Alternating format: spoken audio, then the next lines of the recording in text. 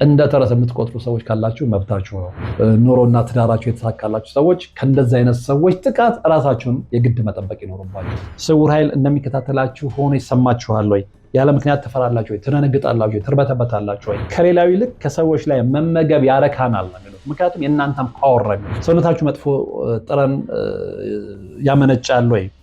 ከማህበረሰቡ ራሳችሁን ታገላላችሁ ወይ? በረከት በማጣት ህይወታችሁ ሲኦል ሆኖባችኋል ወይ? ቡዳና ሰላቢዎች በዙሪያችን አሉ ወይ? አንዳንዱ እንደ እብድ ይቆጥራችኋል። እኔ ነቀልክ እንዴ ጀማመረህ እንዴ ብለን በሰዎች ላይ ማላገጥና ጤናማ ነበረ እኔ በእግሩ ሄዶ እኮ ነው በኋላ ሆዴን ቀሰፈኝ ልቤን ያዘኝ አለ። ራሱ በእግሩ ሄዶ ሲመለስ ግን ሬሳው መጣ ሲባል ብዙ ጊዜ ሰምታችሁ ታውቃላችሁ።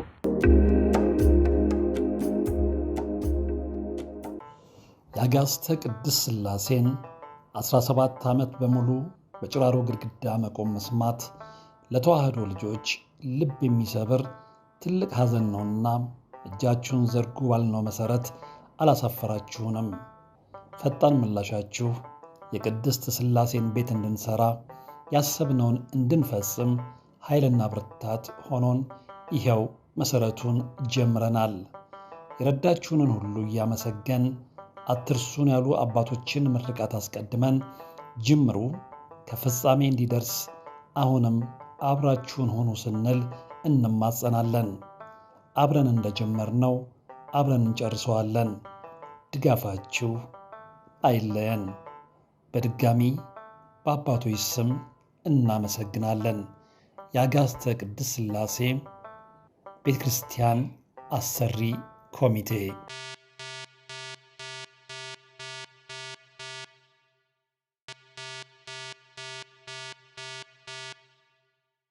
በዛሬ ዝግጅታችን መንፈስና ደም ተመጋቢ ወይም ደግሞ በተለምዶ ቡዳና ሰላቢ የምንላቸው ሰዎች በዙሪያችን አሉ? ካሉ እንዴት እንለያቸዋለን? ባህሪያቸው ምን አይነት ነው? እንዴት ነው የሚያጠቁን? እንዴት እንከላከላቸዋለን? እኛስ በቡዳና ሰላቢ ሰዎች ስንጠቃ ምን አይነት ባህሪ ይታይብናል? መከላከያ አለ ወይ? መጨረሻ መፍትሄውስ ምንድን ነው የሚለውን በዝርዝር እንመለከታለን። ይህ ወርቅ አፈራሁ ሚዲያ ነው። የእግዚአብሔር ሰላምታዬን አስቀድም ያለሁ አልዘነጋሁትም። ለቻናሉ አዲስ የሆናችሁ ሰብስክራይብ ማድረግ፣ ሁላችሁም ደግሞ ቪዲዮውን ማየት ጀምሩ። በላይክ መጀመራችሁን እንዳትረሱ። ቀጥታ ወደ ዝግጅቱ አመራው። እንግዲህ ከላይ ጠቀስናቸው ደምና መንፈስ ተመጋቢ ሰዎች ወይም ደግሞ በተለምዶ ቡዳና ሰላቢዎች በዙሪያችን አሉ ወይ? አዎ አሉ። እንደውም በሶስት ይከፍሏቸዋል። እኔ መጀመሪያዎቹን ሳንጉናሪያንስ ወይም ደግሞ ደም ተመጋቢ ይሏቸዋል። ሁለተኞቹ ሳይኪክ ቫምፓየርስ፣ አንዳንዴ ኢነርጂ ቫምፓየርስ የሚሏቸዋል። እነዚህ ደግሞ መንፈስ ተመጋቢዎች ናቸው። ሁለቱንም ደምንም መንፈስንም የሚመገቡትን ደግሞ ሃይብሪድ ቫምፓየርስ በማለት ይጠሯቸዋል። እና ይሄንን ግድ ማወቅ አለብን። የዛሬው መርሃ ግብር ለሁላችሁም እጅግ ጠቃሚና በጣም አስፈላጊ ስለሆነ ከፕሮግራሙ መጀመሪያ እስከ ፍጻሜው ድረስ አብራችሁኝ እንድትሆኑ እጠይቃለሁ። የግድ በዚህ ጉዳይ ላይ መረጃው ሊኖራችሁ ይገባል እና እኛ በዚህ ደረጃ ላንገምት እንችላለን፣ ግን ዙሪያችን በፍጹም የማናቃቸው ሰዎች አሉ፣ የማንገምታቸው ሰዎች አሉ። በተለምዶ ሁሌ ይባላል ገሌም ቡዳ በልቶት እንዲህ የሚባል ነገር አለ። ግን ስለዚህ ኢንዲቴል ወይም ደግሞ በዝርዝር በጥልቀት በምጥቀት ምን ያህል እናውቃለን የሚለውን ወደ እናንተ የማደርስ ነው የሚሆነው። እንግዲህ ደምና መንፈስ ተመጋቢዎች ወይም ደግሞ ቡዳና ሰላቢ ሰዎች ምን አይነቶች ናቸው? ባህሪያቸው ምን ይመስላል? ስነ ምግባራቸው ምን ይመስላል? ከዛም ጋር በተያያዘ ለዛ ደግሞ ከሰዎች መርጠን እነማን እዛ ውስጥ አሉ የሚለውን ነገር እንመለከታለን ማለት ነው። እንግዲህ እዚህ ጋር ሁለት ነገሮችን ነግሬያችኋለሁ። እንደውም ሶስት ነገሮች ማለት ይቻላል። አንደኛው ሳንጉናሪያንስ የምንላቸው ደም ተመጋቢ ሰዎች ናቸው።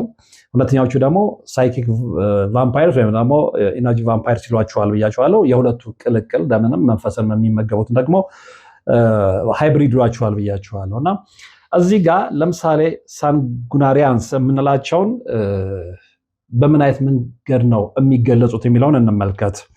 individuals within the contemporary vampire subculture who consume small ritualistic amounts of human blood, often believing it to be necessary for their physical or energetic health. እንግዲህ ይሄ በዝርዝር ስንመለከተው በደንብ የምነግራችሁ ነው።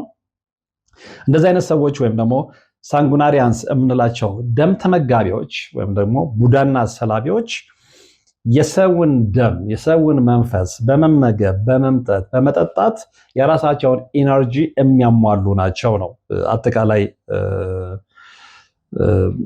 በደምሳሳው ትርጉሙን ስንመለከተው ማለት ነው። እና ለፊዚካልም ለኢነርጄቲክም ሄልዛቸው እነሱ እንግዲህ የሰውን ደም መጠጣት ነው ደስተኛ የሚሆኑት የሚረኩት የሚለውን ግምት መክተት ይኖርብናል።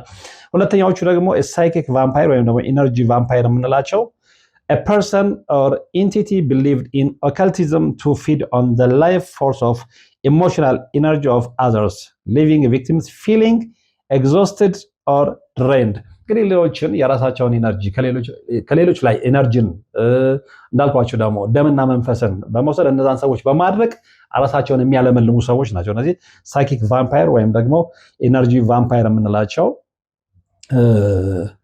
ሰዎች ማለት ነው። እና እነዚህ ደግሞ መንፈስ ተመጋቢዎች ናቸው። ከነዚህ ውስጥ በሮል ሞዴልነት በተምሳሌትነት የምናነሳቸው ሰዎች አሉ። ቦታው ላይ ስንደርስ እነግራችኋለሁ። እንግዲህ ካሉ ከተስማማን በሶስት ከከፈሏቸውና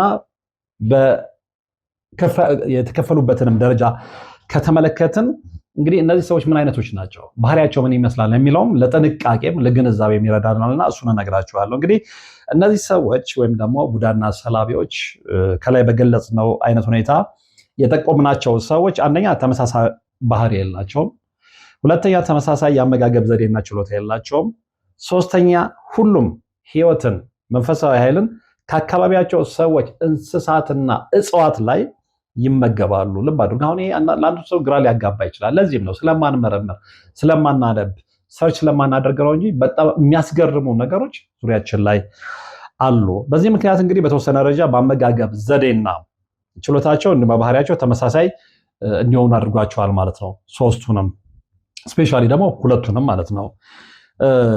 በቀጣይነት የምንመለከተው እንግዲህ ምንድነው ተጨማሪና ዋና መለያቸው ምንድነው? እነዚህ ሰዎች እንግዲህ አሉ ብለናል። በሶስት ከፍለን አይተናቸዋል። በተወሰነ መልኩ ባህሪያቸው ለመመልከት ሞክረናል። ከዚህ ውጪ ተጨማሪ መለያቸው ምንድነው? ተጨማሪ ባህሪያቸው ምንድነው? አንደኛ እነዚህ ሰዎች በእግዚአብሔር አያምኑም። ሌላው በግልጽም ሆነ በስውር ሴጣንን ነው የሚያመልኩት፣ ሴጣንን ነው የሚያገለግሉት። በተለይ ደግሞ የነቁትና ራሳቸውን በደንብ የሚያውቁት ቡዳና ሰላቢዎች ወይም ደግሞ ደምና መንፈስ ተመጋቢዎች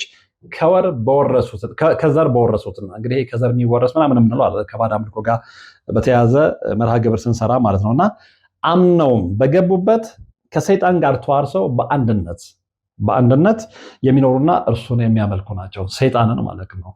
ሰይጣንን የሚያመልኩ ናቸውና ሌላው ተጨማሪ መለያ ባህሪያቸው ምንድነው? ተጽዕኖ፣ ፍራቻ፣ አካባቢያቸውን መስለው ለመኖር ይገደዳሉ። ምክንያቱም ምንድነው ያ ሰው ቡዳ ነው ተብሎ ከታሰበ ብቻ ሳይሆን ከታመነበት እንደገና ደግሞ በሆነ ቤተሰብ ላይ ጥቃት ካደረሰ ያ ጥቃት የደረሰበት ወይም ደግሞ ቤተሰቡ በቡዳ የተበላበት ሰው ያንን ቡዳ ነው ብሎ ያመነውን ሰው ጥቃት ስለሚያደርስበት ያንን ፍራቻ ስለሚያውቁ አካባቢያቸውን መስለው ለመኖር ይገደዳሉ። ይሄ ማለት ምንድነው? ክርስቲያኖች በሚኖሩበት ቦታ ላይ ክርስቲያኖች መስለው ይኖራሉ። ሙስሊሞች በሚኖሩበት ቦታ ደግሞ ሙስሊሞችን መስለው ይኖራሉ ማለት ነው። እንግዲህ ሌላው መመልከት ያለብን ነጥብ ምንድነው? ስንት አይነት ቡዳና ሰላቢ ሰዎች ወይም ደግሞ ደምና መንፈስ ተመጋቢ ሰዎች አሉ የሚለውን ስንመለከት ሁለት አይነት ሆነው ነው የምናገኛቸው። እንግዲህ የመጀመሪያዎቹን ስንመለከት ማንነታቸውን ቡዳና ሰላቢነታቸውን በሚገባ የሚያውቁ የነቁ ያሉበትን ህይወት አጥብቀው የሚወዱና ከዚያ መውጣት የማይፈልጉ ናቸው። የመጀመሪያዎቹ ማለት ነው። ማንነታቸውን ያውቃሉ፣ ቡዳና ሰላቢነታቸውን በሚገባ ይረዳሉ። ነገር ግን ያ ህይወት ስለተመቻቸው ከዛ ህይወት ውስጥ መውጣት አይፈልጉም። ስለዚህ እዛው ህይወት ውስጥ ሆነው መቆየትን ነው የሚፈልጉት።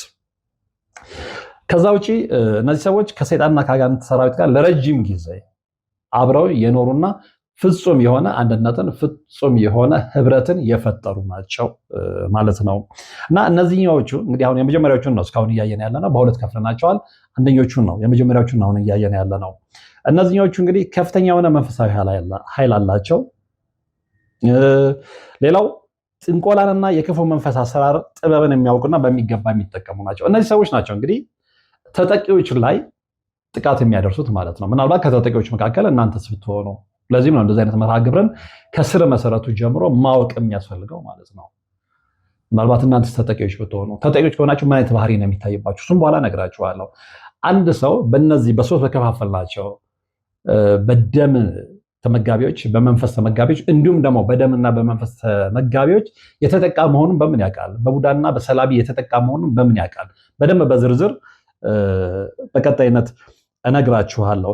ከዛ በፊት ግን እንግዲህ እነዚህን ሰዎች ከተመለከተን ቅድም በሮል ሞዴልነት የምናመጣቸው ሰዎች አሉ ብያችኋለሁ። እዚህ ጋር የዳይን ፎርቹንን እውነታን መመልከት ይኖርብናል። ለመሆኑ ዳይን ፎርቹን ማን ነች? እንግዲህ ይህ ሴት የልደት ስሟ ቫዮሌት ሜሪ ፈርዝ ትባላለች። ከ1890 እስከ 1946 እንደ አውሮፓውያን አቆጣጠር የኖረች እጅግ በጣም ታዋቂ የሆነች እንግሊዛዊት ጠንቋይ፣ አስማተኛ፣ ደራሲና የስነ ልቦና ባለሙያ ነች። ልብ አድርጉ። ሌላው ሙያውን ተውትና አስማተኛና ጠንቋይ የሚለውን በደንብ ተመልከቱልኝ። እች ሴት ሳይኪክ አታክ እንደነበረባት፣ የመንፈስ ጥቃት እንደነበረባት የህይወት ታሪኳ ያሳያልና ከዛ ላይ ተነስታ የጻፈችው መጽሐፍ እንዳለም ተጠቁሟል። ነገር ግን አንድ ሰው በሳይኪክ አታክ ውስጥ ካለ ሰዎች ከዛ የሚወጡበትን መንገድ ይከላከላል እንጂ መልሶ ራሱ እንዴት አካልቲስት ሊሆን እንደሚችል እኔ በግሌ አይገባኝም። የሆነ ሆኖ ሴት እንግዲህ ያለ ምክንያት አላነሷትም። ምክንያቱም ምንድነው እንደዚህ አይነት ሰዎች አሉ፣ ደምና መንፈስ ተመጋቢዎች አሉ ሲባል አሁን አንዳንዱ ሰው እንቆቅልሽ ተረት የሚመስለው ሰው ስላለ ነው። ግን ፕራክቲካሊ በዓለም ላይ የታየ እውነት እንደሆነ ልነግራችሁ ስለፈለኩ ነው በተምሳሌትነት እችን ሴት ያመጣሁላችሁ። እና እች ሴት በጥንቆላ ላይ የሚያጠነጥንና ሳይኪክ ሰልፍ ዲፌንስ የተሰኘ በጣም ኢንፍሉዌንሻል የሆነ መጽሐፍም የጻፈች ሴት ነች። እና ከሁለቱ አይነት ቡዳና ሰላቢ ሰዎች በተራ ቁጥር 1 ላይ ማለትም ማንነታቸውን ቡዳና ሰላሚነታቸውን በሚገባ የሚያውቁ የነቁ ያሉበትን ህይወት አጥብቀው የሚወዱና ከዚያ ማውጣት የማይፈልጉ ካልናቸው ውስጥ የምትመደብ ነች። ስለዚህ ምንድን ነች? ጠንቋይ ነች፣ አስማተኛ ነች፣ ማንነቷን በደንብ ታውቃለች። ያለችበትን ህይወት ግን አጥብቃ ትፈልገዋለች እና ከዛ ህይወት መውጣት አትፈልግም። ይልቅም እንደነገርኳችሁ በጣም በዓለም አቀፍ ደረጃ ተጽዕኖ ፈጣሪ የሆነ ሳይኪክ ሰልፍ ዲፌንስ መጽሐፍም ጽፋለች። እንግዲህ ከሁለቱ አይነት ቡዳና ሰላቢ ሰዎች በተራ ቁጥር 1 ላይ ከተቀመጡት የምትመደብ ነች ብለናል። እና ሌላው እሷ ላይ የሚታየው ባህሪ ወይም ደግሞ የተመሰከረላት ባህሪ ምንድነው? ከፍተኛ የሆነ መንፈሳዊ ኃይል አላት። በነገራችን ላይ እንደዚህ አይነት ሰዎች እንደዛ ናቸው። ከዛ ህይወት መውጣት የማይፈልጉ ማንነታቸውን በደንብ የሚያውቁ ሰዎች ከዛ ህይወት መውጣት አይፈልጉም። ከፍተኛ መንፈሳዊ ኃይል አላቸው። ጥንቆላና የክፉ መንፈስ አሰራር ጥበብን ተክነውበታል። እሷም ተክናበታለች። ለዛም ነው መጽሐፍ የጻፈችው። እንግዲህ ይፋ አይወጡ እንጂ እንደዚህ አይነት ሰዎች ሀገራችን ውስጥም በብዛት እንዳሉ ማስረጃዎች ይናገራሉ። እንግዲህ እነዚህ ሰዎች ግለሰቦችን ለመብላት ወይም ደግሞ ለማጥቃት ሆን ብለው ከቤታቸው ይወጣሉ፣ ይበላሉ። ይህንም በደንብ ልናቅ ይገባል። በቀጣይነት የምንመለከተው ነጥብ ምንድን ነው? እንግዲህ ደምና መንፈስ ተመጋቢነታቸውን አያውቁም። ቡዳና ሰላቢነታቸው ሁለተኞቹ ማለት ነው። ሁለት አይነት ሰዎች አሉ ብያቸዋለሁ፣ ወይ ደግሞ ሁለት አይነት ደምና መንፈስ ተመጋቢዎች አሉ ብያቸዋለሁ። የመጀመሪያዎቹን አይተናል። ሁለተኞቹን አሁን የምንመለከተው አንደኛ ደምና መንፈስ ተመጋቢነታቸውን አያውቁም። ሰዎች ቡዳነታቸውና ሰላቢነታቸውን አያውቁም። ከፈጣሪ ጋር ያሉ እየመሰላቸው ግን በተግባር የጠፉ የክፉ መንፈስ አገልጋይ የሆኑ ሰዎች ናቸው። ሌላው ምንድነው? ሳያውቁት ወይም ደግሞ ሳይገነዘቡት በዙሪያቸው የሚገኙትን ተጠቂ ግለሰቦች ይመገባሉ፣ ያጠቃሉ። እንደ መጀመሪያዎቹ ግን ራሳቸውን አያውቁም፣ የነቁ አይደሉም። ሳያውቁ ነው ሌሎችን የሚያጠቁት። ቡዳና ሰላቢነታቸውን ሳይገነዘቡ ነው ሌሎች ላይ ጥቃት የሚሰነዝሩት እና ከእግዚአብሔር ጋር ያሉ ይመስላቸዋል፣ ግን ተግባራቸው ከእግዚአብሔር ጋር የሚያኖራቸው አይነት አይደለም። ይልቅ በተቃራኒው አጋንንትን የዲያብሎስ ሰራዊትን የሚያገለግሉ አይነት ሰዎች ናቸው። እንዳጠቃላይ ስንመለከተው እንግዲህ ደምና መንፈስ ተመጋቢ ወይም ደግሞ ቡዳና ሰላቢ ሰዎች መንፈሳዊ ኃይልን ከሰዎች ከእንስሳትና እጽዋት መመገብ ይችላሉ። ይህንን ልብ በሉ። ሌላው ከሌላው ይልቅ ከሰዎች ልጆች ላይ መመገብን ይመርጣሉ። ይህንን ለምንድን ነው? ከራሳቸው አንደበት አንዳንድ መጽሐፎችን ለማየት ሞክሬ ነበር። በነገራችን ላይ በዚህ ላይ ቫምፓየር ጌትን ጨምሮ በርካታ መጽሐፎች ተጽፈዋል እና እነሱን ሪፈር ማድረግ ትችላላችሁ። በጣም የሚገርም እውነትን ነው፣ የዓለማችንን እውነት ነው የምታገኙት። እና እዛም ላይ ሲመሰክሩ ምንድነው የሚሉት? ለምንድን ነው ከእንስሳትና ከእጽዋት ይልቅ ከሰዎች ላይ መንፈስና ደምን መመገብ ለምንድን ነው የምትፈልጉት ሲባሉ የሚመልሱ መልሳሉ። ከሌላው ይልቅ ከሰዎች ላይ መመገብ ያረካናል ነው የሚሉት። ምክንያቱም የእናንተን ፓወር ነው የሚወስዱት፣ የእናንተን ኃይል፣ የእናንተን ኢነርጂ ነው የሚወስዱት። ስለዚህ ከሌላው ይልቅ የሰው ልጆችን ደምና መንፈስ መመገብ የሚፈልጉት የተሻለ ኃይል ይሰጠናል ብለው ስለሚያምኑ ነው። እንግዲህ ከእግዚአብሔር ወገን የሆኑ በስነ ምግባር የታነጹና ከኃጢአታቸው በደል የራቁ ንጹህ ዜጎች የበለጠ ትኩረት አቅጣጫቸው ናቸው፣ የበለጠ የጥቃት ኢላማዎቻቸው ናቸው ለእነዚህ ሰዎች ማለት ነው። እና ከአንድ ሰው ይልቅ ደግሞ ሰብሰብ ያለ አንድ ቦታ ላይ ያሉ የሚኖሩ በርካታ ሰዎችን ማጥቃት፣ መብላት፣ መመገብ ይፈልጋሉ። መንፈሳዊ ኃይል እንግዲህ እንዲሞሉና ጤናማ እንዲሆኑ እንዲሁም ስኬታማ ወይም ደግሞ ደስተኛ እንዲሆኑ በተወሰነ ጊዜ ልዩነት ደጋግመው መመገብ ይኖርባቸዋል ማለት ነው። ለአንድ ጊዜ ብቻ አይደለም፣ አንድ ወር ሊሆን ይችላል። በአንድ ወር ውስጥ የሰውን ደምና ስጋ የሰውን ደምና መንፈስ ሊመገቡ ይችላሉ። በሳምንትም ካገኙ ደስተኞች ናቸው። በየቀኑም ቢያገኙ የበለጠ በኢነርጂ ይሞላሉ እንጂ የሚያጡት ነገር የለም። ግን ምናልባት ኢላማዎቻቸውን በዛ የጊዜ ኢንተርቫል ላያገኙ ይችላሉ እና እነሱ የሚፈልጉት በየቀኑ እየተመገቡ የራሳቸውን ኢነርጂ የራሳቸውን የውስጥ ፍላጎት መሙላት ነው። ካልተመገቡስ ምን ይሆናሉ ነው? እነዚህ ሰዎች በሶስቱም ማለት ነው፣ ደም የሚመገቡትም መንፈስ የሚመገቡትም ደምና መንፈስ የሚመገቡትም ካልተመገቡ ምን ይሆናሉ? አንደኛ ሐዘንተኛ፣ ድብርታም፣ ጤናቸው የታወከ፣ ስኬት የራቃቸው ነው የሚሆኑት። እዚህ ጋር እንግዲህ መጽሐፍ ቅዱስም እያጣቀስን ብንሄድ ጥሩ ነው፣ ለሪፈረንስ ይረዳናል። የሙሴን ታሪክ እንደማሳያ ልንጠቀምበት እንችላለን ብዬ አስባለሁ። እንግዲህ ብዙዎቻቸው መጽሐፍ ቅዱስ ላይ እንዳነበባችሁት እንደምትረዱትም እንግዲህ ሙሴ በበረሃ የእስራኤልን ሕዝብ ብቻዬን ልመራ አልችልም ሲል ቅሬታውን ለእግዚአብሔር አቅርቦ ነበረ። የተሰማውን ስሜት ለእግዚአብሔር አቅርቦ ነበር። አምላክ እግዚአብሔር ምንድን ያለው? በአመራር ጥበብ የተካኑ 70 መሪዎችን እንዲመርጥና እግዚአብሔር በሚመለክበት ድንኳን አብረውት እንዲቆሙ ነው ያደረገው። እነዛ 70 የአመራር ጥበብ አላቸው የተባሉ ሰዎች ወይም ደግሞ መሪዎች ይመረጡና የተባለው ድንኳን ጋር ይቆማሉ። ከዛ በኋላ እግዚአብሔር አምላክ ምንድን ነው ያደረገው? በሙሴ ላይ ከነበረው መንፈስ በከፊል ወስዶ ለነዛ ሰዎች ነው የሰጣቸው፣ ወይም ደግሞ በእነሱ ላይ ነው ያሳደረባቸውና 70ዎቹ መሪዎች ልክ የሙሴ መንፈስ ባደረባቸው ጊዜ ትንቢት መናገር ነው የጀመሩት እና ትንቢት የተናገሩት ግን ለጥቂት ጊዜ ብቻ ነበረ። ይህንን ማገናዘብ የምትፈልጉት ዘኍልቍ 11 ከ16 እስከ 25 ላይ መመልከት ትችላላችሁ። እና እንግዲህ ምክንያቱም ምንድነው ትንቢት የተናገሩት ወይም ደግሞ እንዲናገሩ የረዳቸው? መንፈስ ከሙሴ ላይ የተወሰደው ነው እንጂ የራሳቸው የነበረ አልነበረም። በቋሚነት የነርሱ የነበረ ስላልሆነ ነው ለተወሰነ ጊዜ ትንቢት መናገር የቻሉት ማለት ነውና፣ ስለዚህ በድጋሚ ትንቢት ለመናገር ምን ማድረግ አለባቸው? የሙሴን መንፈስ ደግመው መውሰድ ወይም ደግሞ መመገብ ይኖርባቸዋል ማለት ነው። እና ማወቅ የሚገባን እዚህ ምንድነው? ለአንድ ጊዜም የወሰዱት ወይም ደግሞ የተመገቡት መንፈሳዊ ኃይልና ጸጋ እነዚህን ሰዎች እንግዲህ መንፈስና ደምን ይመገባሉ ያልናቸው ቡዳና ሰላቢዎቹን ማለት ነው አይጠቅማቸውም ማለት አይደለም። ይህንን በምሳሌ ላስረዳችሁ። ለምሳሌ ደምና መንፈስ የሚመገብ አንድ የዩኒቨርሲቲ ተማሪ አለ እንበል። አጠገቡ በጣም ጎበዝ የሆነ ተማሪ አለ። የዛን የጎበዙን ተማሪ ችሎታ፣ ጸጋ ከሱ ላይ መመገብ ፈልጎ ይሄ ሰው ማለት ነው ደምና መንፈስ የሚመገበው ሰው የዛን የጎበዙን ልጅ ጸጋ ከተመገበው ምንድነው ሊሆን የሚችለው? የጎበዙ ልጅ ውጤት ይቀንሳል፣ የዚህኛው ውጤቱ በጣም ጥሩ ይሆናል። ስለዚህ ውጤቱ እስከ መጨረሻ የዚህ ልጅ ውጤት ነው ማለት ነው። በነገራችን ላይ አንዳንድ ማስረጃዎች እንደሚያሳዩት እንግዲህ ዩኒቨርሲቲዎችም እንደዛ አይነት ሰዎች በብዛት እንዳሉ ነው የሚጠቁሙትና እስከ መጨረሻው እንግዲህ የዚህ የስጋና የመንፈስ ተመጋቢ ውጤት ለዛኛው ተማሪ ተመልሶ አይሰጠውም። ከራሱ ጋር ነው እስከ መጨረሻ የሚኖረው። ያ ውጤቱን እንዳስጠበቀ ነው የሚኖረውና ለዚህም ይጠቀሙበታል። አንድ ጊዜም እንኳን ቢሆን አንድ ጊዜ የተመገቡትም ነገር ህይወታቸውን የተሻለ በማድረግ በኩል የራሱ የሆነ አስተዋጽኦ ይኖረዋል ማለት ነው። እንግዲህ የሚጠቁት ወይም የሚበሉት ምን አይነት ሰዎች ናቸው የሚለውንም ስንመለከት ራሳችንንም እንፈትሽ ይረዳናልና እዚህም ጋር በደንብ እንድትሰሙኝ ይፈልጋለሁ። እንግዲህ በእነዚህ ሰዎች ወይም ደግሞ በሶስት በከፋፈልናቸው በደም ተመጋቢዎች፣ በመንፈስ ተመጋቢዎች እና ሃይብሪድ በሆኑት ወይም ደግሞ ሁለቱንም በሚመገቡት ሰዎች የሚጠቁት ሰዎች አንደኛ ለእግዚአብሔር የቀረቡ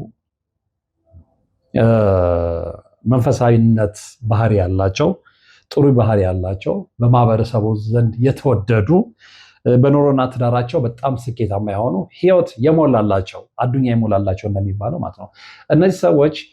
እነዚህ ሰዎች ወይም ደግሞ የቡናና ሰላቢዎች ወይም ደግሞ የደምና የመንፈስ ተመጋቢዎች ቁጥር አንድ ታርጌቶች ናቸው ወይም ደግሞ ኢላማዎች ናቸው። ስለዚህ ለእግዚአብሔር የቀረባቸው በእምነት መንገድ ውስጥ የምትመላለሱ ኑሮና ትዳራቸው የተሳካላችሁ ሰዎች ከእንደዚህ አይነት ሰዎች ጥቃት እራሳችሁን የግድ መጠበቅ ይኖርባችኋል። እና በምን እናውቃችኋለን ልትሉ ትችላላችሁ። ባህሪያቸውን እየነገርኳችሁ ነው። በቀጣይ የምነግራችሁ ማንነታቸው የበለጠ እነዚህን ሰዎች ለይታችሁ አውቃችሁ እንድትጠነቀቁ ይረዳችኋልና እስከ ፕሮግራሙ ፍጻሜ አብራችሁኝ ሁኑ የምለውም ለዚሁ ነው። እንግዲህ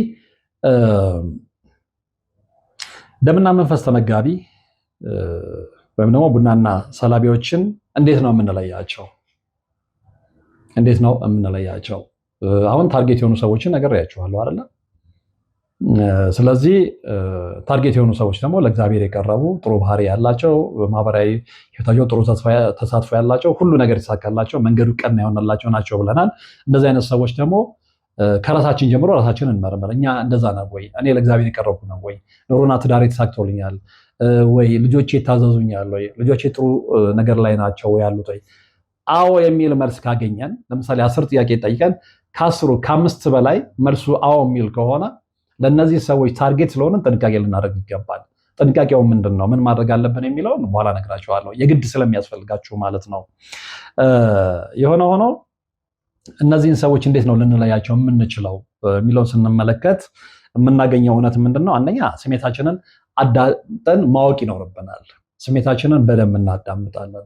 ከዛ በኋላ ከስሜታችን ላይ ተነስተን የተረዳነው ነገር እነዚህን ሰዎች እንድንለይ ቡዳና ሰላቢዎቹን ወይም ደግሞ የእኛን ደምና መንፈስ ተመጋቢዎችን ጠላቶቻችን፣ እነሱም ጠላቶቻችን ናቸው የሚሉት አንደኛ ምግቦቻችን ናቸው ነው የሚሉት፣ ሁለተኛ ደግሞ ጠላቶቻችን ናቸው።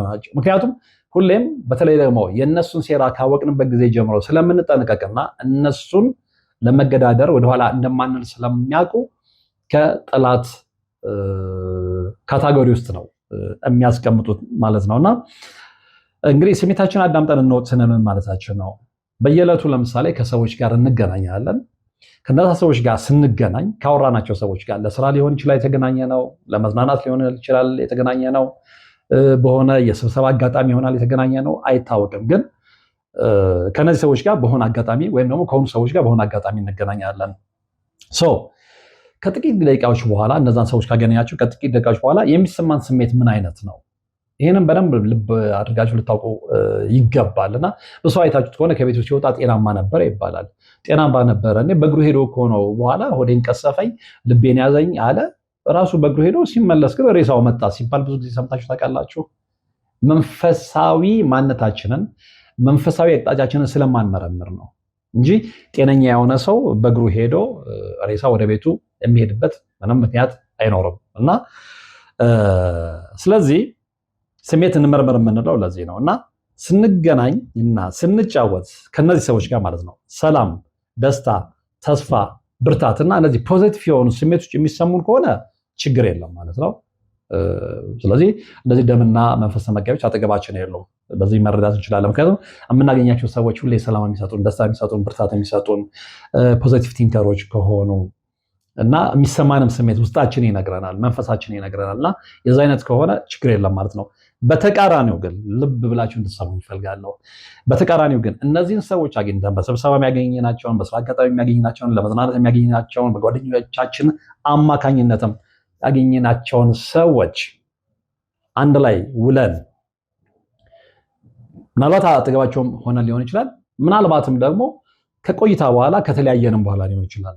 ድካም፣ ድርቀት፣ ድብርት፣ ቁጣ፣ የስሜት መለዋወጥ፣ አለመረጋጋት፣ ግራ መጋባት እንዲሁም ደግሞ ስሜታዊነት ከተሰማን እነዚያ ሰዎች ደምና መንፈስ ተመጋቢ ሊሆኑ ስለሚችሉ ከዛ በኋላ እንዳናገኛቸው ነው የምንመከረው። የጠቀምኳቸው ዘ ቫምፓየር ጌትን ጨምሮ እነ ዘ ቫምፓየር ኮዴክስ አሉ። እነዚህ ሁሉ መጽሐፎች ብታነቧቸው የሚነግሯችሁ እውነት ይሄንን ነው እና ስለሚችሉ ዳግመኛ እንዳያጠቁን ከነዚህ ሰዎች መሸሽና መራቅ ይኖርብናል ማለት ነው። እንግዲህ ቡዳና ሰላቢዎች ወይም ደግሞ በሶስት የከፈልናቸው መንፈስና ደም ተመጋቢዎች ሶስት አይነተኛ ጠላቶች አሏቸው። ሶስት አይነተኛ ጠላቶች። አንደኛው እውነተኛ የቤተክርስቲያን አገልጋዮች ናቸው ጠላቶቻቸው ለእነዚህ ሰዎች ለቡዳና ሰላቢዎቹ ማለት ነው። ምክንያቱም ምንድነው እውነተኛ ያልኩበት ምክንያት አሁን ዛሬ በጣም ሐሰተኛ የቤተክርስቲያን አገልጋዮችም ስላሉ ነው እና እውነተኛ የቤተክርስቲያን አገልጋዮች ጠላቶች የሆኑበት ምክንያት ምንድነው? ሰይጣንና አገልጋዮችን በመንፈስ መዋጋት መደበኛ የሆነ ተግባራቸው ስለሆነና እነሱን ሁሌም ስለሚቀረኗቸው ነው። በዚያ ያወዷቸውም ጠላቶቻቸው ናቸው። ሁለተኛው የተጠቂ ግለሰቦች ዘመድና ቤተሰቦች ናቸው።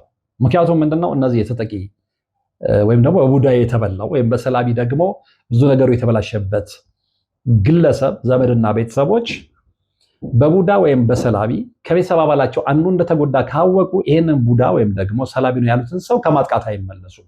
ስለዚህ ይሄንን ፍራቻ እነዚህን ሰዎች ወይም ደግሞ የተጠቂውን ግለሰቦች ዘመድና ቤተሰቦች በጠላትነት ይመለከቷቸዋል ማለት ነው።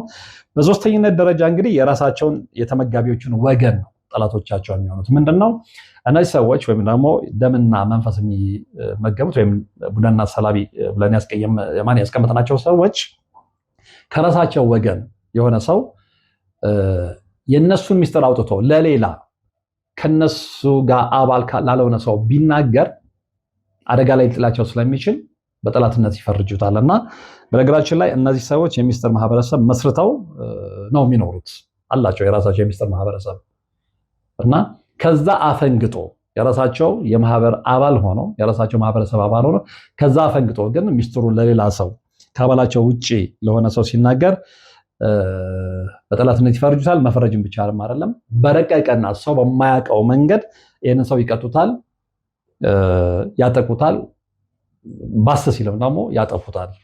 ይህንም በደንብ ልንረዳ ይገባል። እንግዲህ አሁን እስካሁን የተነጋገርነው ነገር ምንድነው? ቡዳና ሰላቢ የምንለው ደምና መንፈስ የሚመገቡ ሰዎች አሉ ወይ? አሉ። ተነጋግረናል። በሶስት ከፍለናቸዋል፣ አይተናቸዋል። ከዛ በኋላ ባህሪያቸውን ለመመልከት ሞክረናል። እስካሁን ስንነጋገር የነበረው ስለነሱ ነበር። በሁለት ከፍለናቸዋል። ሁለቱም ጋር ልዩነትና አንድነታቸው ምን ይመስላል የሚለውንም በዝርዝር ተመልክተናል። አሁን ደግሞ ወደ ተጠቂዎች እንምጣ። እስካሁን ወደ አጥቂዎቹ ነው ወደሚበሉት ነው አይደለ? አሁን ደግሞ ወደ ተቢዎቹ እንምጣ፣ ወደ ቪክቲሞቹ ማለት ነው። እና በቡዳና ሰላቢ የሚጠቀሙ ግለሰቦች ባህሪያት ምን ይመስላል? አንድ ሰው በቡዳና ሰላቢ ተጠቅቻለሁ ወይም ደግሞ የነሱ ሰለባ ሆኛለሁ ሲል ወይም ደግሞ እንዲል ምክንያት የሚሆኑት የሚታዩበት ባህሪያት ምንድን ናቸው? ይሄ ሁላችሁንም የሚመለከት ስለሆነ እነዚህም ባህሪያት ራሳችሁ ላይ ፈልጉ፣ ራሳችሁ ላይ ተመልከቱ። እነዚህ ባህሪያቶች እናንተ ላይ ይታያሉ ወይ? ደጋግማችሁ አይታችኋል ወይ? ካያችሁስ ምን አይነት እርምጃ ወሰዳችሁ? እናንተ የፈልጋችሁትን እርምጃ ልትወስዱ ይችላላችሁ፣ ያልወሰዳችሁም ልትኖሩ ይችላላችሁ፣ ያልተረዳችሁም ልትኖሩ ይችላላችሁ። ነገር ግን እነዚህን ባህሪያት ራሳችሁ ላይ የምትመለከቱ ከሆነ መከላከያ መፍትሄውንም ደግሞ መጨረሻ ላይ ነግራችኋለሁ። የሆነ ሆኖ እንግዲህ በቡዳና ሰላቢ ወይም ደግሞ በደምና መንፈስ ተመጋቢዎች የሚጠቀሙ ግለሰቦች የሚታዩባቸው ባህሪያት ምንድን ናቸው? ከአጥቂዎች ጋር ተገናኝተው ከቆዩ ከደቂቃዎች በኋላ ይሰማቸው የነበረ ጥሩና አስደሳች ስሜት አብሯቸው አይኖርም፣ ይጠፋል ማለት ነው። ከፍተኛ ድካምና ድርቀት፣ ውጥረት፣ የመንፈስ መረበሽና የእንቅልፍ ስሜት ይሰማቸዋል። እናንተ ይህ ስሜት ተሰምቷችሁ ያውቃል ወይ? ሌላው የአእምሮ መድከምና ግራ መጋባት ይነክስባቸዋል። ይህንን ሁሉ ከራሳችሁ ጋር እያዛመዳችሁ እንግዲህ ራሳችሁን መርምሩ። ሌላው የአእምሮ መድከምና ግራ መጋባት ያጋጥማቸዋል ብያቸዋለሁ። እንግዳ ድምፆችን መስማት ይጀምራሉ። እንግዳ ድምፆችን ሰምታችሁ ታውቃላችሁ? አሁን አንዳንድ ሰዎች ይናገሩ ሰማለሁ እና ሌላው የማይሰማ ድምፅ ይሰማቸዋል። አሁን እነዚህ አይነት ሰዎች እንግዳ የሆነ ድምፅ እንሰማለን ሲሉ አንዳንዱ እንደ ቅዠታም ይቆጥራቸዋል፣ አንዳንዱ እንደ እብድ ይቆጥራቸዋል። እኔ ነቀልክ እንደ ጀማመረህ እንደ ብለን በሰዎች ላይ ማላገጥ እናቆም። ምክንያቱም ይህንን የሚሉ ሰዎች ስለ መንፈስ አሰራር በተለይም ደግሞ ስለጠቀስናቸው የሰውን ደም መንፈስ ስለሚመገቡ ሰዎች ምንም አይነት ግንዛቤ የሌለው ነውና እንደዚህ አይነት ሰዎች የሚጠቁ ግለሰቦች እንግዳ ድምፆችን መስማት ይጀምራሉ። ስራ መስራት ይሳናቸዋል፣ ፍላጎታቸው ይጠፋል፣ ስራ ጀምረው አይጨርሱም። ስንቶቻቸው ናቸው ስራ መስራት የሚሳናቸው? አንዳንዴ በጣም ቀላል የሆነ ስራ መስራት ተስኗቸው አያውቅም። ልክ ሲሳናቸው ምን አላቸው? ምንድነው የነካኝ ነው እንጂ ያላችሁት ፈርዘር የሆነ ጥናት ብዙዎቻችሁ ታደርጋላችሁ ብዬ አላስበም። ምክንያቱም በዚህ አይነት ላይ ያለን ግንዛቤ አናሳ ስለሆነ ማለት ነው። ስለዚህ ስራ መስራት ይሳናቸዋል፣ ፍላጎታቸው ይጠፋል፣ ስራ ጀምረው አይጨርሱም፣ እቅዶቻቸውም ፕሮጀክቶቻቸው አይሳኩም። ይሄ በጣም አደጋ ነው። የብዙ ሰው እቅዴ አይሳካልኝም፣ ፕሮጀክቴን ብዙ ጊዜ ከሌላ ሰው የተሻለ ፕሮጀክት ነድፋለሁ፣ ግን ተቀባይነት አያገኘም። ለምንድን ነው የሚለውን ነገር ስትመረምሩ የምትደርሱበትን እውነታ ነው እየጠቆምኳቸው ያለሁት። ዙሪያችሁ ያሉ እንደዚህ አይነት ሰዎች አሉ። ስለዚህ የእናንተን ኢነርጂ ከወሰዱ፣ የእናንተን ኢነርጂ ከበሉ፣ የእናንተን ኢነርጂ ከተመገቡ፣ እናንተን ካደረቋቸው፣ እነሱ ከለመለሙ እንዴት ነው ፕሮጀክት የሚሳካው? እንዴት ነው እቅድ ሊሳካል የሚችለው? ግን ከእቅድህ ጀርባ ያሉ ጠላቶችን ማወቅ አለብህ። ከፕሮጀክት አለመሳካት ጀርባ ያሉ ጠላቶችን ማወቅ አለብህ። እሱን ነው እየነገርኩ ያለሁት። እሱን ነው እየነገርኩሽ ያለሁት። በጣም በትልቅ የስልጣን ደረጃ በትልቅ የቢሮ ደረጃ ያሉ ሰዎች የሆነ ታይም ላይ ሁሉ ነገር ግራ ሲጋቡ ይስተዋላሉ። በሁሉም ነገር ግራ ሲጋቡ እንደነገርኳችሁ ድሮ ገና የጀመሩ ፕሮጀክት ወዲያውኑ ተቀባይነት ሲያገኝ፣ እቅዳቸው ወዲያውኑ ተቀባይነት ሲያገኝ የነበሩ ሰዎች የሆነ ሰዓት ላይ ከዚህ መስመር ይወጣሉ። ለምን ለሚለው ግን መልሱን አያውቁትም። ምክንያቱም በዚህ ጉዳይ ላይ ያላቸው ግንዛቤ አናሳ ስለሆነ ማለት ነው። ከዚህ ውጭ እንግዲህ እነዚህ ሰዎች ወይም ደግሞ በቡዳና ሰላም የሚጠቁ ግለሰቦች አስፈሪ ህልሞችን ማየት ይጀምራሉ። ምን ያህሎቻችሁ ከጊዜ በኋላ አስፈሪ ህልሞችን ማየት ጀምራችኋል? ምክንያቱም ይሄ የሚሆነው ለምንድን ነው? እነዛ መንፈስ ተመጋቢዎች በሶስት የከፈልናቸው መንፈስ ተመጋቢዎች ከስጋዊ አካላቸው ተለይተው በመንፈሳዊ አካላቸው ወደ ተጠቂዎቹ ወይ ደግሞ ወደ ቪክቲሞቹ በመምጣት በተለያየ መንገድ ስለሚያጠቋቸው ነው። ይህ ዝም ብሎ የሚመጣ አይደለም። አስፈሪ ህልም የምትመለከቱት በዚህ ምክንያት ነው። እነዛ መንፈስ ተመጋቢዎች ያልናቸው ከስጋ አካላቸው የለዩና በመንፈሳዊ ኃይላቸው ወደ እናንተ ጋር በመምጣት በተለያየ መንገድ ያጠቋቸዋል። ለዛ ነው አስፈሪ ህልሞችን የምትመለከቱት። ሌላው እንግዲህ የህይወት መስቃቀል ይደርስባቸዋል ወይም ደግሞ ይደርስባቸዋል። እንግዲህ የራሳቸውን እዚህ ውስጥ እየከተታችሁ የምትመለከቱ ከሆነ ሌላው ምንድነው? ጥላ መሰል ነገር በአይናቸው ላይ ጅቡ ብሎ ሲያልፍ ሊመለከቱ ይችላሉ። ሌላው ሰው የማየው ማለት ነው። ምክንያቱም እነዚህ ሰዎች በደምና መንፈስ ተመጋቢዎች ኃይላቸው ተወስዷል፣ ተበልተዋል፣ ደማቸው ተመቷል። ስለዚህ እነዚህ ሁሉ ምልክቶች ይታዩባቸዋል ማለት ነው። ሌላው እንግዲህ ተመጋቢዎቹ ብዙውን ጊዜ የሚያጠቁት ከሆድ በላይ አሁን ይሄ ከሆድ በላይ አምስቱም ቻክራዎች ላይ ትኩረት ያደርጋሉ የሚል ነገር አንብቤያለሁ። አሁን ስለ ቻክራ እዚህ ጋር ማውራት ስለማልፈልግ ወደፊት በሌላ መርሃ ግብር ስለምመጣበት እሱን አልነግራችሁም። ኤኒዌይ ግን አምስቱም ቻክራዎች ከዛ በላይ ይገኛሉ ተብሎ ስለሚታሰብ እነዚህ ተመጋቢዎች ቡዳና ሰላቢዎች ደምና መንፈስ የሚበሉት ከወደ በላይ የሚገኝ አካልን ስለሆነ ተጠቂው ከወገቡ በላይ ብዙውን ጊዜ ህመም ይሰማዋል ማለት ነው። ከወገባቸው በላይ ህመም ይሰማችኋል ወይ? ራሳችሁን ጠይቁ፣ ራሳችሁን ፈትሹ። ሌላው ምንድነው እንግዲህ እነዚህ ሰዎች ወይም ደግሞ በቡዳና ሰላቢ የተበሉ ሰዎች ሰውነታቸው መጥፎ ጠረን መሽተት ይጀምራል። በጣም በሚያሳዝን ሁኔታ ማለት ነው። እና አሁን አንዳንድ ሰዎች ብዙ እንግዲህ በዚህ በመናፍስት ጥቃት የደረሰባቸው ሰዎች ለእኔም ጋር እየደወሉ የሚያማክሩኝ ሰዎች አሉ። ያን ልጅን ታሪክ ምናልባት ብዙዎቻችሁ በታሪክ መልክ ሰርቼው አዳምጣችሁ ሊሆን ይችላል። እና ያ ልጅ ረጅም ጊዜ በጣም ረጅም ጊዜ ከቤት መውጣት እንዳቃተው፣ ሽታው ሰዎች ጋር እንደማያስቀርበው በዛ ተሳቆ ቤት ውስጥ በጣም ለረጅም ዓመታት የቆየ ልጅን ታሪክ ነግሬያችኋለሁ። ይሄ ነው፣ ሌላ ምንም አይደለም። ያ ልጅ ግን በእንደዛ አይነት ሰዎች ጥቃት እንደደረሰበት ያውቃሉ አያውቅም? አላውቅም። እና ለዚህም ነው አንዳንድ ጊዜ ከዓለማዊ ነገሮቻችሁ ላይ ከምታነቧቸው ከምታያቸው ነገሮች ላይ ቀንሳችሁ እንደዚህ አይነት ነገሮች እንግዲህ የላችሁ መርምሩ። በውጭም ሀገር መጽሐፍ ላይ እኛ ሀገር እርግጥ በጣም የተወሰኑ ናቸው በዚህ ጉዳይ ላይ የተጻፉ፣ ግን እናንተ የማንበብ ፍላጎት ካላችሁ ድረስ በውጭው ዓለም ላይ በደንብ ሪሰርች ሰርቶባቸው የተጻፉ መጽሐፎች አሉ። ይሄ የህይወት ስንቅ ነው እና ሰው ከህይወት ስንቅ ሸሽቶ ዝም ብሎ ለማያዛልቀው ዓለማዊ ጉዳይ ለምን እጁን እንደሚሰጥ እኔ ግራ ነው የሚገባኝ። ራሳችንን ማዳን የሚያስችለንን ነገር ትተን ዝም ብሎ ፍሬ ከርሲኪው ነገር ላይ ነው ጊዜ የምናጠፋው እና ቀንሱ፣ ግድ የላቸውም ከዓለማዊ ነገር ላይ ቀንሱና ደግሞ እንደዚህ አይነት መንፈሳዊ ነገሮችን ለራሳችሁ ህይወት ስትሉ፣ ለልጆቻችሁ ህይወት ስትሉ፣ ለዘመዶቻችሁ ህይወት ስትሉ በዚህ አይነት ጉዳይ ላይ የራሳችሁን ሪሰርች አድርጉ፣ አንብቡ፣ ድረሱበት። ከዛ በኋላ ወደ መፍትሄው ወደ መከላከያው የምትሄዱት እና ሰውነታቸው መጥፎ ጠረን መሽተት ይጀምራል። ይሄ የሚሆነው ለምንድን ነው? እንግዲህ መንፈሳዊ ኃይላቸው ስለሚወሰድና ሰውነታቸው ምንነቱ ያልታወቀ ጠረን ስለሚያመነጨው፣ ልክ መንፈሳዊ ኃይላችሁ ሲወሰድ ሲበላ ሰውነታችሁ ይዳከማል እና በዛን ሰዓት ላይ እናንተ ለይታችሁ የማታውቁት ያልታወቀ ጠረን ከሰውነታችሁ መመንጨት ይጀምራል ማለት ነው እና በዛ የተነሳ ያጉል ሽታ ባለቤቶች ትሆናላችሁ ማለት ነው። ሌላው ከማህበረሰብ ትገለላላችሁ፣ ይገለላሉ። በረከት በማጣት ህይወታቸው ሲኦል ይሆናል። ስውር ኃይል እንደሚከታተላቸው ይሰማቸዋል። አንደኛው እንግዲህ ቡናና ሰላቢ የበላቸው ሰዎች ምንድነው ሁሌ ፊልም የሚያደርጉት ስውር ኃይል እየተከታተላቸው እንደሆነ ነው የሚሰማቸው። ብዙ ያጋጥሟቸው ያቅም አንዳንድ ሰዎች ነገሌ እየተከታተሉኝ ነው፣ ለእናንተ አይታያቸውም። እሱ ግን ኖርማሊ ኃይሉ ስለተበላ መንፈሱ ስለተበላ ያ ነገር ይታየዋል። ስለዚህ ይህንን ነገር በሚናገርበት ሰዓት ላይ ቢሮ ውስጥም ከሆነ የቢሮ ሰዎች ሲያላግጡበት ነው የምትሰሙት። ኦኬ ይሄ ነገር እኮ ሊሆን ይችላል ብሎ እንዴት ሊሆን ይችላል ብሎ የሚመራመር ሰው አታገኙም። አትቃዥ፣ ኧረ እኛ ምንም አይታየንም ከሚል የዘለለ ምላሽ አይሰጠውም። ይሄ ሰው ግን ሁሌ በራሱ ምልከታ የሚታየው ነገር ስላለ ስውር ኃይል እንደሚከታተላቸው ነው የሚሰማቸው እና እንደውም አንዳንዶቹ በሩ ሁሉ ቆልፈው የሚቀመጡ አሉ። እኔ የኔታ በነበርኩበት ሰዓት ላይ አንድ ልጅ መጥቶ ነበረና ቁጭ የሳውራው አጠገብ የነበረ ሰው አንደርስታንድ ሊያደርገው አልቻለም።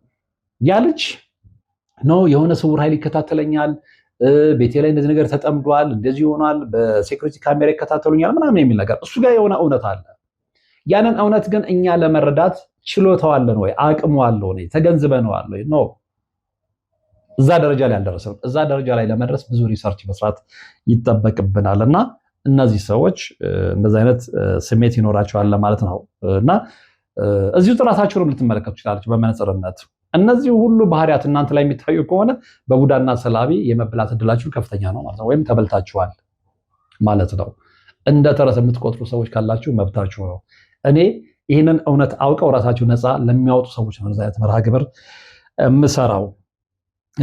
ሌላው ምንድነው? እንደዚህ አይነት ሰዎች በቡዳና ሰላቢ የተበሉ ሰዎች ያለ ምክንያት ይፈራሉ፣ ይደነግጣሉ፣ ይርበተበታሉ እና እናንተስ ያለ ምክንያት ትደነግጣላችሁ ወይ? ያለ ምክንያት ትፈራላችሁ ወይ? ያለ ምክንያት ትርበተበታላችሁ ወይ? ሊያውም ሰዎች እስኪታዘቧችሁ ድረስ የሆነ ሰው ነው ይሄ ነገር በእናንተ ላይ ሲከሰት ምንድነው ፊል ያደርጋችሁት? የምትደነግጡ ከሆነ ያለ ምክንያት የምትርበተበቱ ከሆነ የምትፈሩ ከሆነ የምትሸበሩ ከሆነ መመርመር ነው ያለባችሁ። አሁን ይሄው እየነገርኳችሁ ነው። ስለዚህ ይሄን ምልክት የምታገኙ ከሆነ ስለ ቅድም በመግቢያ ላይ ስለጠቀስኩላችሁ ሶስቱ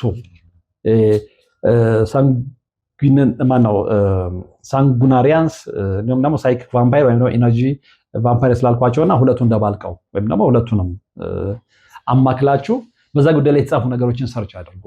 እንደዚህ አይነት ባህሪ እናንተ ላይ የምትመለከቱ ከሆነ ማለት ነው እና ስለዚህ የመበላት እድላችሁ ከፍተኛ ነው። የሆነሱ የሆነና ይህን ሁሉ ተመለከትን። ዙሪያችን ያሉ እነዚህን አካላቶች ተመለከትን፣ ባህሪያቸውን ተመለከትን፣ ከፋፍለን በአንድና በሁለትም ተመለከትን። ከዛው ሮል ሞዴል አንድ ኦካልቲስት አወራን እዛው ስላለች፣ በተለይ ደግሞ ይሄ ሳይኪክ ቫምፓየር ላይ የምትመደብን ሴት ህይወት በወፍ በረር ባጭሩ ለመቃኘት ሞከርን። ራሳችንን በእነዚህ ነጥቦች ውስጥ እንድንመለከት ጋበዝኳችሁ። የሆነ ሆኖና እግዚአብሔርም አይበለውና እነዚህ ባህሪያቶች እነኛ ላይ ይታያሉ። በቡዳና ሰላቢ ወይም ደግሞ መንፈስና ስጋ መንፈስና ደምን በሚመገቡ ሰዎች ተጠቅተናል ብለን ካመንን መፍትሄው ምንድነው? ትልቁ ነገር እንግዲህ ምንድነው? ችግሩ አይደለም አይደል? ትልቁ ነገር መፍትሄው ነው። መፍትሄውን ደግሞ አሁን እነግራችኋለሁ። እንግዲህ እነዚህን ሰዎች ከለየናቸው ስናገኛቸው በማላችን ሶስተኛ ሰው ሊኖር ይገባል። እነዚህ ሰዎች በቃ እንደዚህ ናቸው። አሁን የሆነ ግንዛቤ ሰጥቻቸዋለሁ አይደለ? ለምሳሌ ድርቀት የሚሰማችሁ፣ ድብርት የሚሰማችሁ ምናምን እየጠቆምኳቸው አለ። ከነዛ ሰዎች ጋር ዘውትራችሁ ስትገናኙ ያ ስሜት የሚሰማችሁ ከሆነ ደስታ የማይሰማችሁ፣ ብርታት ተስፋ የማይሰማችሁ፣ መልካም ነገር የማይሰማችሁ ከሆነና በተቃራኒው ድብርት፣ ድርቀት፣ ሐዘን፣ መንቀጥቀጥ፣ ፍርሃት የሚሰማችሁ ከሆነ እነዛን ሰዎች ለይታችኋቸዋል ማለት ነው። ስለዚህ እነዚህን ሰዎች ስታገኙ ብቻችሁን አታገኟቸው። ምክንያቱም ይመቻቸዋል። ብቻችሁን ካገኟችሁ በደንብ ያንን ነገር ለመመገብ ይመቻቸዋል፣ መንፈሳችሁን ለመመገብ። ስለዚህ ሶስተኛ ሰው በመሃላችሁ አስቀምጡ። ግዴታ እነዛን ሰዎች ማግኘት ያለባችሁ ከሆነ ማለት ነው። ሌላው ጊዜ ምንድነው፣ ብዙ ጊዜ ከነሱ ጋር ጊዜ አታጥፉ። በየሄድንበት እየተከተሉ ካስቸገሩን በግልጽ እንንገራቸው፣ እነዛን ሰዎች ማለት ነው። እና ስናገኛቸው ምንድነው የምንላቸው፣ መጥፎ ስሜት አንተን ሳገኝ አንቺን ሳገኝ ስለሚሰማኝ ከዚህ በኋላ አንተ ማግኘት አልፈልግም፣ አንቺ ማግኘት አልፈልግም። ይሄን ስንላቸው ይገባቸዋል፣ እንደነቃንባቸው ይገባቸዋል፣ ይረዳሉ። ሌላው ምንድነው፣ ስንተኛ፣ በተለይ ስንተኛ ስለታማ የሆነ ነገርን ራስጌያችን አድርገን መተኛት መልካም እንደሆነ እነዛ መጽሐፎች ይናገራሉ። ስለዚህ አስፈሪ ህልሞችን ሳናይ ጥሩ እንቅልፍ ተኝተን ልናነጋ እንችላለን። ስለታማ ነገሮችን ትራስጌያችን አድርገን የምንተኛ ከሆነ ማለት ነው። ደግሞ ብዙ ጊዜ እናቶች ብዙ ጊዜ አይታችሁ ከሆነ በመንፈሳዊ ጥቃት ውስጥ ያሉ አይነት ስሜት ከተሰማቸው መጽሐፍ ቅዱስ ስለታማ ነገር ምናምን ራስጌያቸው አድርገው ያስተኛዋቸዋል። እና በነገራችን ላይ ከኛ ይልቅ እናቶቻችን አያቶቻችን የተሻለ ብልጠት አላቸው። እኛ በዚህ ዘመን ተመረናል የምንል ሰዎች ብዙ አናውቅም። እነዚህ ሰዎች ከምን አገኙት? እኔ ነግሬያቸዋለሁ። እንግዲህ በጣም ብዙ መጽሐፎች ስለ ቫምፓየር የተጻፉ መጽሐፎች አሉ። እሱን ስታደርጉ እግረ መንገድ የሚነግሯቸው ነገር አለ፣ የሚነግሯቸው መፍትሄም አለ። እና እናቶቻችን፣ አባቶቻችን፣ አያቶቻችን እነዚህ መጽሐፎች አላነበቡ። ይህንን ብልጠት ይህንን እውቀት ከየት አገኙት ብለን ስንመለከት በጣም አስገራሚ ነው። ስለዚህ ስለታማ ነገር ስንተኛ ራስጌያችን ማድረግ መፍትሄ ነው። እንዲሁም ደግሞ ዋናው ፍጹም ተግባራዊ የእምነት ሰው መሆንና በየዕለቱ ከእግዚአብሔር ጋር መነጋገር ነው። ከእግዚአብሔር ጋር መነጋገር ስላችሁ ደግሞ ያው ግልጽ ነው። በጾም በጸሎት በስግደት እና በመሳሰሉት ሁሌም ስለማነሳው ነው። ማነው ይህንን ነገር እንደዚህ ሰመራይዝ አድርጌ ማሳጠር የፈለግኩትና ከዚህ ነገር ምን ተረዳችሁ? በተለይ አሁን መጨረሻ ላይ ያነሳሁት ብዙዎቻችሁን ያማክላል ብዬ አስባለሁ። ምክንያቱም ባህሪያቸው ምናምናቸውን ነግሬያቸዋለሁ። እሱ እንዳለ ሆኖ ግን መበለታቸውን የምታውቁበትን ባህሪ ጠቁሚያችኋለሁና ከነዚህ ውስጥ ምን ያህሉ እናንተ ላይ ይታያል? ከሰዎች ጋር ተገናኝታችሁ ስትለያዩ ስሜታችሁ ይጠፋል ወይ? ድካምና ድርቀት፣ ውጥረት፣ መንፈስ መረበችና እንቅልፍ ስሜት ይሰማችኋል ወይ? የአእምሮ መድከምና ግራ መጋባት ያጋጥማችኋል ወይ? እንግዳ ድምፆችን ትሰማላችሁ ወይ? ስራ መስራት ተናችኋል ወይ? ፍላጎታችሁ ይጠፋል ወይ? ስራ ጀምራችሁ አትጨርሱም ወይ? እቅዶቻችሁና ፕሮጀክቶቻችሁ አይሳኩም ወይ? አስፈሪ ህልሞችን ትመለከታላችሁ ወይ? የህይወት መመሰቃቀል ደርሶባችኋል ወይ? ጥላ መሰል ነገር በአይናችሁ ላይ ሲያልፍ ትመለከታላችሁ ወይ? ተመጋቢዎች ብዙ ጊዜ እንግዲህ የሚያጠቁት ያው ከወር በላይ የሚገኝ አካል ነው ብያችኋለሁ። ከወር በላይ ያለው አካላችሁ ደረታችሁ ላይ ሰቅዞ የሚያዝ ስሜት አለ ወይ? ህመም ስሜት አለ፣ ፔን አለ ወይ? መርምሩ። ሰውነታችሁ መጥፎ ጠረን ያመነጫል ወይ? ከማህበረሰቡ ራሳችሁን ታገላላችሁ ወይ? በረከት በማጣት ህይወታችሁ ሲኦል ሆኖባችኋል ወይ? ስውር ኃይል እንደሚከታተላችሁ ሆኖ ይሰማችኋል ወይ? ያለ ምክንያት ትፈራላችሁ ወይ? ትነነግጣላችሁ ወይ? ትርበተበታላችሁ ወይ? እዚህ ላይ ከግማሹ በላይ አዎ የሚል ከሆነ ራሳችሁን መርምሩ። ዙሪያችሁን ያሉ ሰዎችን በደንብ ተመልከቱ። ይህንን ነው መመክራችሁ። ይህንን መክሬ አላበቃም። ቅድም እንደነገርኳችሁ ለጊዜው ሌላ ጊዜም እንደዚህ አይነት መርሃ ግብሮችን በስፋት ትሰራላችሁ። ሪፈረንሶችን እንጠቁማቸዋለሁ። ግን የምታገኙ ከሆነ ሁለቱ መጽሐፎች ያንብቧቸው፣ ዘ ቫምፓየር ኮዴክስ እና ዘ ቫምፓየር ጌዝን። ኦፍኮርስ አንዳንዱ ነገሮች ፍጹም መቀበል የሌለባቸው ነገሮች አሉ። አንዳንዱ ቦታ ላይ ወሰውሷቸዋል ወደዛ መስመር። ግን እናንተ መጽሐፍ ቅዱስን ደግሞ አጠገባችሁ አድርጋችሁ ሪፈር አድርጋችሁ መጽሐፍ ቅዱስ ከዚህ አንጻር ያለው ምልከታ ምንድነው የሚለውን እየመረመራችሁ ወደ ጎርፉ ሲያስዷቸው ራሳችሁን ጠብቃችሁ ከነዚህ አይነት መጽሐፎች የምትወስዱትን የሚጠቅማችሁን ውሰዱ፣ የማይጠቅማችሁን ለነሱ ተውላቸውና መጽሐፍ ቅዱስን ደግሞ አምጥታችሁ የህይወት እውነትና እውነት እሱ ስለሆነ ማለት ነው መንገዳችሁን አስተካክሉ ማለት ፈልጋለሁ። እንግዲህ ለዛሬ እርግጠኛ ነኝ በጣም እጅግ ጠቃሚ የሆነ መረጃ ነው ወደ እናንተ ያደረስኩት። በሀሳብ መስጫው ሳጥን ላይ አስተያየታችሁን አስቀምጡልኝ። በቀጣይም እንዲሁም የሚጠቅማችሁን መረጃ ወደ እናንተ ይዤ እቀርባለሁ። አብራችሁኝ ስለነበራችሁ ወደፊትም አብራችሁኝ ስለምትሆኑ ከልብ አመሰግናለሁ። በቀጣይ በሌላ መርሃ ግብር የምንገናኝ ነው የሚሆነው።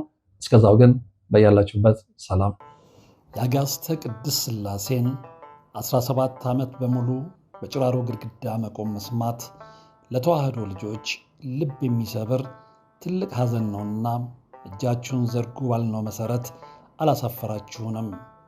ፈጣን ምላሻችሁ የቅድስት ሥላሴን ቤት እንድንሠራ ያሰብነውን እንድንፈጽም ኃይልና ብርታት ሆኖን ይኸው መሠረቱን ጀምረናል። የረዳችሁንን ሁሉ እያመሰገን አትርሱን ያሉ አባቶችን ምርቃት አስቀድመን ጅምሩ ከፍጻሜ እንዲደርስ አሁንም አብራችሁን ሆኑ ስንል እንማጸናለን። አብረን እንደጀመርነው አብረን እንጨርሰዋለን። ድጋፋችሁ አይለየን። በድጋሚ በአባቶች ስም እናመሰግናለን። የአጋዕዝተ ቅድስት ሥላሴ ቤተ ክርስቲያን አሰሪ ኮሚቴ